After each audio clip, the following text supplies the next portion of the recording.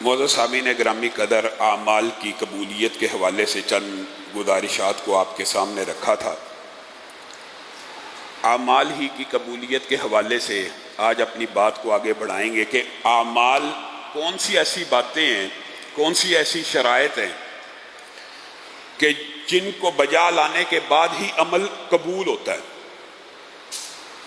آج جو بات آپ کے سامنے رکھنی ہے، میں شرح صدر سے یہ بات کہتا ہوں، اگر برائیوں میں سے صرف یہ برائی میں اور آپ چھوڑ دیں تو اللہ کے فضل و کرم سے جنت کا رستہ بہت آسان ہو سکتا ہے۔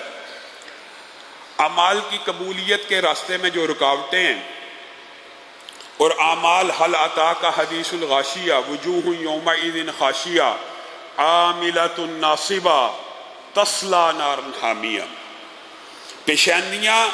پیشانیاں عمل کرنے والی اوندے منہ جہنم میں ڈال دی جائیں گی۔ وہ کون سے اعمال ہیں کہ انسان روزہ رکھے، صدقہ کرے، قیام کرے، پوری زندگی عبادت میں گزار دے اور کل قیامت کا دن ہو کوئی عمل قبول نہ ہو، اللہ رب العزت معاف فرمائے۔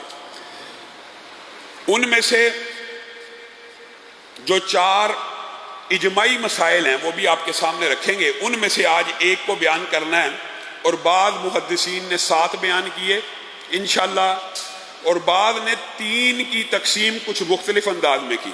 جن 4 کے اوپر اتفاق ہے ان میں سے ایک توحید ہے، اور ایک اخلاص ہے، اور ایک اتباع رسول ہے، اور چوتھی بات رزق حلال ہے۔ ہم بات کی ابتدا آخری سے شروع کریں گے، اور اس کے بعد جو 3 مزید شرائط ہیں، بعض لوگوں نے کہا اعمال کی قبولیت کے اندر رکاوٹ نہیں ہے بلکہ اعمال کو برباد کرنے والے وہ اعمال ہیں۔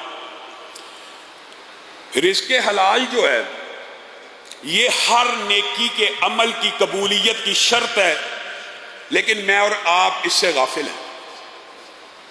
اللہ رب العزت جو حکم رسولوں کو دیں بڑا عظیم ہوتا ہے، جو حکم مومنوں کو دیں وہ بھی بڑا عظیم ہوتا ہے، جو عام انسانوں کو دیں وہ بھی بڑا عظیم ہوتا ہے، لیکن اللہ رب العزت بالعموم ایک ہی حکم دیتے ہیں جو سب کے اوپر لاگو ہو جاتا ہے، لیکن کچھ مسئلے اتنے اہم ہوتے ہیں کہ الگ الگ بھی اللہ مخاطب ہوتا ہے۔ یا ایھا الرسل کلوا من الطیبات واعملوا صالحا، اے اللہ کے رسولوں سے اعلیٰ افضل کوئی نہیں ہو سکتا انسانیت میں۔ اللہ ان کو کہہ رہا ہے یا ایھا الرسل کلوا من الطیبات واعملوا صالحا، پہلے حلال کماؤ پھر نیک عمل کرنا۔ رسولوں کو اللہ کہہ رہا ہے پہلے حلال کماؤ اس کے بعد نیک عمل پیش کرنا۔ یہ باب بڑا اہم ہے، میں اور آپ اس سے غافل ہیں۔ یا ایھا الذین آمنوا کلوا من طیبات ما رزقناکم، اے ایمان والو حلال کھاؤ جو میں نے رزق دیا ہے۔ تمہیں یہ سمجھ نہیں آتی کہ حلال کتنا وافر ہے، کثرت سے ہے، پھر بھی حرام کے پیچھے جاتے ہو۔ ایک انسان اگر صرف حلال کمائی کا ارادہ کر لے، آج ہی بیٹھے ہوئے رمضان میں یہ ارادے باندھنے کا دن ہے، اور حرام کمانے سے مکمل اجتناب کا ارادہ کر لے، اللہ کی قسم حلال رزق اس کو وافر ملے گا، بلکہ ملے گا ہی۔ یہ انسان کی عقل کے اوپر ایسا پردہ ہے کہ اللہ رب العزت نے زمین و آسمان کی تخلیق سے قبل میں ہشام، ادریس صاحب، یونس صاحب، ہر بندے کا الگ الگ نام کے ساتھ آگے رزق لکھا ہوا ہے، اتنے بج کے اتنے منٹ میں اس کو اتنا رزق ملنا ہے۔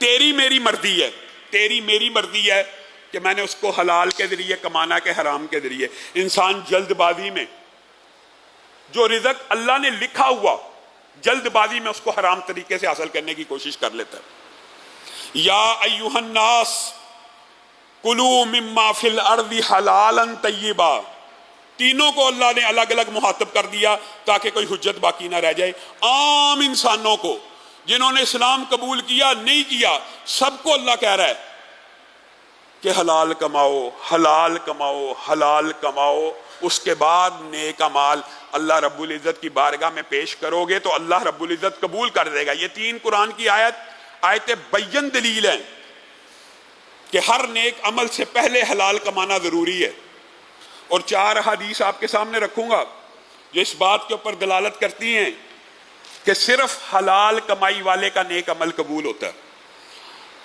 اللہ کرے لوگ یہ ابلاغ معاشرے میں عام کریں تاکہ ہم چھوٹی چھوٹی باتوں کے اوپر حرام اور جن چیزوں کو ہم حرام سمجھتے ہی نہیں وہ اتنی، رسول اللہ صلی اللہ علیہ وسلم نے فرمایا ایک کھجور جو بندہ حلال پاکیزہ کمائی میں سے اللہ کو پیش کرتا ہے، اسی حدیث، یہ سب نے حدیث سنی ہوئی ہے، مشہور ہے، اسی حدیث کے الفاظ ہیں اگلے، اور اللہ پاکیزہ کمائی کے علاوہ کوئی چیز قبول نہیں فرماتے، اسی حدیث میں۔ یہ حدیث تو ہم نے سنی ہے، ایک پاکیزہ حلال کمائی سے کھجور پیش کی، اللہ اس کی پرورش کرتا ہے، یہ حدیث صحیح ہے، اور پرورش کرتے کرتے اتنا بڑا کر دیتا ہے جتنا احد پہاڑ نہیں اس سے بھی بڑا کر دے، اللہ کی مرضی ہے۔ ایک کھجور اللہ کے خوف سے انفاق فی سبیل اللہ کرتا ہے، ایک کھجور، بلکہ حدیث میں تو وہ آدھی کھجور کا تذکرہ بھی موجود ہے نا، کہ ماں عائشہ نے ایک عورت کو دی تھی اور عورت نے 2 ٹکڑے کیے، بیٹی کے منہ میں ڈال دی، بیٹی نے کھا لی، اور 2 کھجوروں کا واقعہ بھی آتا ہے دوسری روایت میں۔ تو رسول اللہ صلی اللہ علیہ وسلم نے کہا تھا اس عورت نے جو اپنی بیٹی کے منہ میں کھجور ڈالی ہے، بیٹی کے منہ میں، اس کی وجہ سے اللہ اس کو جنت میں داخل کر دے گا۔ اپنی بیٹی کو حلال کھجور سے، حلال پاکیزہ اس کو صدقہ ملا، اس نے دے دیا، تو اللہ رب العزت اس کو بھی جنت میں ڈال دے گا۔ تو میں اور آپ لاکھوں اللہ رب العزت کی بارگاہ میں خرچ کریں تو ہمارے لیے جنت نہیں ہے، انشاءاللہ ہے، لیکن شرط یہی ہے کہ وہ پاکیزہ اور حلال کمائی ہو تو نیک عمل قبول ہوتے ہیں وہ اللہ تعالیٰ۔ اور اگلی حدیث کے اوپر آئیے، ایک بندے نے مال جمع کیا، صحیح حدیث ہے، ایک بندے نے مال جمع کیا، اس کی زکوٰۃ کو ادا کر دیا، یہ سارا مال پاکیزہ طاہر مطہر ہو گیا اور اس نے اپنے مال کا حق ادا کر دیا، لیکن حدیث کا اگلا جملہ، اگر اس میں حرام کی آمیزش شامل کر لی کہ اس حرام سے پھر اللہ رب العزت کی بارگاہ میں انفاق کیا تو اس کا اجر اور ثواب نہیں ہے بلکہ اس کا گناہ اس کے سر کے اوپر ہے۔ تیسری حدیث، ایک بندے نے حرام کمایا اور اس سے گردن آزاد کی، گردنوں کو آزاد کرنا، جو قرضوں میں جکڑے ہوئے ہوں یا تھانوں میں مقدموں میں پھنسے ہوئے لوگ ہوں ان کی ہیلپ کرنا، یہ اتنا بڑا نیکی کا کام ہے کہ میں اور آپ سوچ نہیں سکتے، لیکن رسول اللہ اس حدیث میں کہہ رہے ہیں حرام کمائی سے گردنیں آزاد کرنے والا، صلہ رحمی کرنے والا، حرام کمائی سے رشتہ داروں پہ خرچ کرنے والا، اس کو کوئی فائدہ نہیں پہنچائے گا بلکہ وہ کمائی جو اس نے رشتہ داروں کے اوپر خرچ کی کل قیامت کے دن اس کے اوپر بوجھ بن کے آئے گی۔ سبحان اللہ۔ یہ آپ میں سے کوئی طالب علم یہ بتا سکتا ہے کہ اس کی کیا وجہ ہے کہ کی تو نیکی تھی، بالظاہر ہے تو نیکی تھی، لیکن اس نیکی کا ثواب ہونے کی بجائے اس کا گناہ کیوں لکھا گیا؟ محدثین نے کوئی نقطہ چھوڑا نہیں ہے، سبحان اللہ، کتنی عمدہ تشریح کی۔ محدثین نے کہا اس لیے گناہ ہے کہ جو اس نے مال حرام کمایا تھا وہ اس کا نہیں تھا۔ کسی کے مال پر تصرف کرنا جائز ہے، ایک تو آپ نے خیانت کر کے کسی سے مال لوٹا، دھوکہ اور فراڈ کر کے پیسے کمائے، وہ آپ کا حق ہے؟ آپ کا تو حق تھا ہی نہیں، آپ کے تو وہ پیسے ہے ہی نہیں تھے۔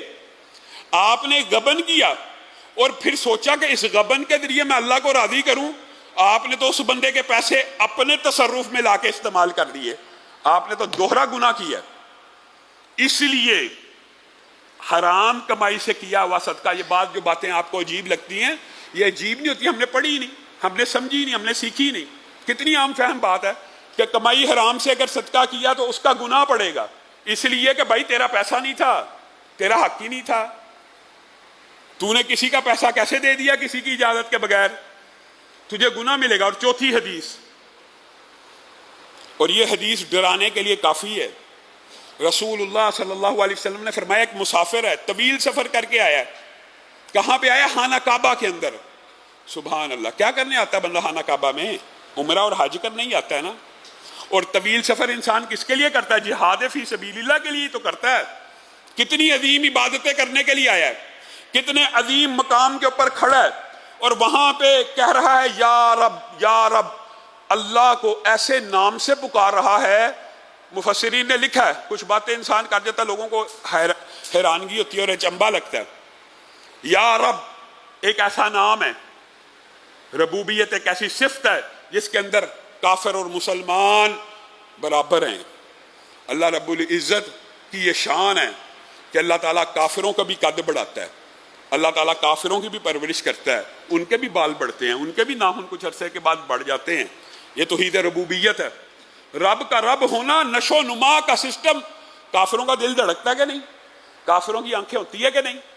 گویا اللہ رب العزت تو کافروں کی طرف بھی متوجہ ہے. ایک سیکنڈ کے 1000ویں حصے سے توجہ اٹھ جائے، اگلی دھڑکن نہیں آ سکتی. یا رب کہہ کے پکار رہا ہے. کتنا عظیم نام ہے کہ جس کو کہہ کے ابلیس نے بھی اللہ سے مہلت لے لی تھی. ابلیس نے بھی یہ کہہ کے اس نام سے پکارا تھا کہ اللہ پھر قیامت تک کی مہلت دے دے. تو ابلیس کی اتنا عظیم نام لے کر خانہ کعبہ کے اندر کھڑا ہو کے اللہ رب العزت کے سامنے ہاتھوں کو پھیلا کر، یا حج میں آیا، یا عمرے میں آیا، یا جہاد فی سبیل اللہ میں آیا ہے، اللہ کو کہہ رہا مجھے یہ دے، یہ دے، یہ دے، یہ دے. تو رسول اللہ صلی اللہ علیہ وسلم نے فرمایا، جبکہ اس کا کھانا حرام کا تھا اور پینا حرام کا تھا اور لباس جو پہنا ہوا حرام کا تھا، تو اللہ اس کی دعا کیسے سنے گا؟ اس کی دعاؤں کو قبول نہیں کیا جائے گا. میرے بھائیو، آج بھی اگر کوئی بندہ خیانت کر رہا ہے، حرام کما رہا ہے، موقع ملا ہوا ہے، موقع ملا نا، آج تک زندہ ہے، اللہ کی نعمت ہے. آج ہی توبہ کیجئے اللہ، اور ارادہ کیجئے جس کے ساتھ دھوکہ فراڈ کیا ہے، جس کے واپس کرنے ہیں، غبن کر کے بیٹھے میں ان کو واپس کر کے لٹا دیں گے. اللہ کی قسم آج ہی معاف ہو جائے گا، آج ہی معاف ہو جائے گا. لیکن ارادہ تو کرنا ہے نا. اللہ کے بندو، جو ابل اتنی بڑی بد عملی ہے، جو اتنی بڑی بد عملی ہے کہ وہ کرنے کے بعد نیکی کا کوئی عمل ہی اگر قبول نہیں ہوتا تو کیا فائدہ ساری رات قیام کرنے کا، روزے رکھنے کا، نیکیوں کی. پہلے حلال تو کھا لو، اور پہلے حلال تو کما لو. اللہ کی قسم یہ بات کسی کو بد دل کرنے کے لیے، بعض لوگ کہتے ہیں علامہ صاحب اس طرح کی باتوں سے لوگ اللہ سے دور ہو جاتے ہیں. اور بھائی اللہ کے قریب کرنے کے لیے یہ باتیں کی جا رہی ہیں کہ ابھی بھی اگر کمائی میں کوئی خیانت کا مال، کوئی رزق حرام کا عنصر شامل ہے، غور کیجئے اور اس کو چھوڑ دیجئے. اس لیے کہتے ہیں کہ لوگوں کو دوڑانے کے لیے کہتے ہیں. اچھا مجھے ایک بات بتائیے، رسول اللہ صلی اللہ علیہ وسلم اپنی امت کو سابقہ امتوں کے واقعات بتلا لیں اور آپ حیران رہ جائیں گے یہ تربیت کا کیسا انداز ہے. رسول اللہ اپنے صحابہ کو سابقہ بنی اسرائیل کے لوگوں کے واقعات سناتے تھے، ایمانت کے حوالے سے، دیانت کے حوالے سے. اور رسول اللہ صلی اللہ علیہ وسلم نے کتنا عمدہ واقعہ بیان کیا. کہا ایک شخص دوسرے شخص کے پاس آیا اور آ کے کہنے لگا مجھے 1000 دینار چاہیے، سونے کے سکے چاہیے، 1000 دینار. انہوں نے کہا ہے کوئی تیرے پاس گواہ؟ اس نے کہا کفا باللہ شہیدا، اللہ سے بڑا گواہ کون ہو سکتا ہے، میں اللہ کو گواہ بناتا ہوں. ہے کوئی ضامن؟ کہتا کفا باللہ وکیلا، اللہ سے بڑا ضامن کون ہے. وہ بندے کے دل کو چوٹ لگی. لکھنا چاہیے لیکن سابقہ امتوں کا واقعہ، گواہ بھی چاہیے، ضامن بھی چاہیے، یہ اسلامی ٹریڈنگ کے اصول ہیں. اس نے اللہ ہی کو دونوں میں بنا لیا، کفا باللہ شہیدا و کفا باللہ وکیلا. بندے نے کہا اگر تو نے اللہ ہی کو گواہ بنا لیا اور اللہ ہی کو ضامن بنا لیا تو میں اس رب کی ضمانت کو بھی قبول کرتا ہوں اور اس کی گواہی کو بھی قبول کرتا ہوں. 1000 دینار سونے کی چھوٹی بات نہیں ہے. اور رسول اللہ کیوں سمجھانا چاہتے ہیں یہ آگے بیان کریں گے. 1000 دینار دے دیے، وہ بندہ چلا گیا. اتنی مدت کے بعد واپس کروں گا، اس تاریخ کو، اس وقت کے اوپر آؤں گا، تجھے واپس کر دوں گا. اب وہ بندہ جس نے واپس کرنے ہیں، اس نے جب وقت مقررہ آیا 1000 دینار جمع کیا اور دریا کے سمندر کے کنارے پہنچ گیا. وہاں پہ ملاح موجود نہیں، کشتی موجود نہیں، موسم خراب ہے. پریشان ہو گیا، اللہ کو کہنے لگا اے اللہ تجھے گواہ بنایا، تجھے ضامن بنایا، کیا کروں؟ ذہن میں ایک ترکیب آئی، بانس کو لے کے یا لکڑی کے کسی ٹکڑے کو لے کے اندر سے سوراخ کیا، دیناروں کو لفافے میں لپیٹ کے اس کے اندر کیا اور اس کو بند کر کے دریا کے سپرد کر دیا. اور اللہ کو کہا تجھے گواہ بنایا تھا، تجھے وکیل بنایا تھا، یہ امانت اس کو لوٹا دے.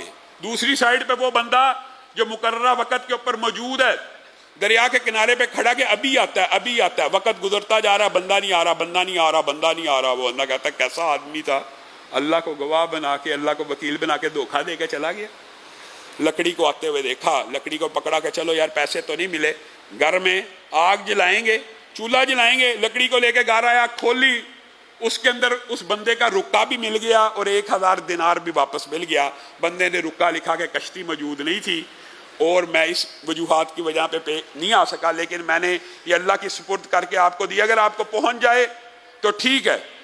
کچھ دن گزرے، وہ بندہ پھر 1000 دینار، سابقہ امتوں کا واقعہ ہے، پھر 1000 دینار جمع کر رہا ہے کہ پتہ نہیں اس تک پہنچا کہ نہیں، لے کے اس بندے کے گھر میں آتا ہے کہ معذرت خواہ ہوں، میں آپ کو 1000 دینار اس دن دینے نہیں آ سکا، یہ 1000 دینار لے لیجئے۔ تو وہ بندہ آگے سے مسکرانا شروع ہو گیا، کہنے لگا جو تو نے پہلے بھیجے تھے، تیرا کا خیال ہے تیرے رب نے مجھ تک نہیں پہنچائے؟ وہ بھی پہنچ چکے ہیں۔ رسول اللہ یہ امانت داری کا واقعہ مجھے اور آپ کو اور صحابہ کو کیوں سنا رہے ہیں؟ کیوں سنا رہے بتائیے؟ اس لیے کہ اگر سابقہ امتوں میں ایسے امانت دار موجود تھے تو تم تو صادق نبی اور امین نبی کے امتی ہو۔ وہ نبی جس نے ابھی نبوت کا اعلان نہیں کیا، اللہ کی قسم مکہ کی پشت کے اوپر چلتے تھے تو لوگ کہتے تھے الصادق جا رہا ہے، الامین جا رہا ہے۔ اس نبی کے کلمہ پڑھنے والے بے ایمان ہوں، خیانت کرنے والے ہوں، دھوکہ دینے والے ہوں، تو رسول اللہ پھر سابقہ امتوں کے واقعات آپ کو اور مجھے اسی لیے سمجھا کے گئے ہیں کہ اگر ان انبیاء کے امتی ایسے تھے تو میں محمد صلی اللہ علیہ وسلم کے امتی ان سے بہتر ہونے چاہیے۔ دوسرا واقعہ بیان کیا، رسول اللہ نے کہا سابقہ امتوں میں سے ایک شخص نے ایک زمین بیچی، دوسرے شخص نے خرید لی، اس نے اس کی بنیادیں ڈالنے کے لیے کھدائی کی، سونے کا گڑھا مل گیا۔ وہ بندہ سونے کا گڑھا اٹھا، ایمانت سابقہ امتوں کی یہ اور میری اور آپ کی کیا ہے، وہ گڑھا اٹھا کے اس بندے کے پاس آیا جس سے زمین خریدی ہے، اے اللہ کے بندے، آپ سے زمین خریدی تھی، آپ کی امانت اس میں رہ گئی ہے، میں نے کھدائی کی ہے، سونے کا گڑھا ملا ہے، یہ آپ واپس لے لیجئے۔ وہ بندہ آگے سے کہنے لگا میں نے زمین بیچی ہے پوری ملکیت کے ساتھ، یہ ہے ایمانت داری۔ اب اس میں سے سونا نکلے، تانبا نکلے، کوئلہ نکلے، خاک نکلے، راگ نکلے، تیری ہے۔ آپس میں جھگڑا ہو رہا ہے، وہ کہہ رہا ہے تیرا ہے، وہ کہہ رہا ہے تیرا ہے۔ ہمارے جیسا کوئی ہوتا ہے وہ کہتا ہے بھائی میرا ہی ہے، نہ تیرا ہے نہ اس کا، میرا میں نے دفن کیا۔ وہ جھگڑا کر رہے ہیں آپس میں، یہ تیرا ہے، وہ دوسرا کہہ رہا ہے تیرا ہے۔ ایک بندے کو منصف بنایا، اور سبحان اللہ اس کی عقل کے اوپر بھی دیکھے، اس نے کیا فیصلہ کیا؟ کہا تیرا کوئی بیٹا ہے؟ جی ہاں۔ تیری کوئی بیٹی ہے؟ جی ہاں۔ آپس میں دونوں کی شادی کر دی جائے، اور یہ جو سونا نکلا ہے اس شادی پہ خرچ کر دیا جائے، اور جتنا مال باقی رہ گیا ہے اللہ کے راستے میں خرچ کر دیا جائے۔ یہ سابقہ امتوں کے واقعات رسول اللہ آپ کو اور مجھے اس لیے سنا رہے ہیں کہ رسول اللہ صلی اللہ علیہ وسلم نے فرمایا قیامت سے پہلے میری امت میں سے امانت کو اٹھا لیا جائے گا، قیامت کی نشانیوں میں سے ہے۔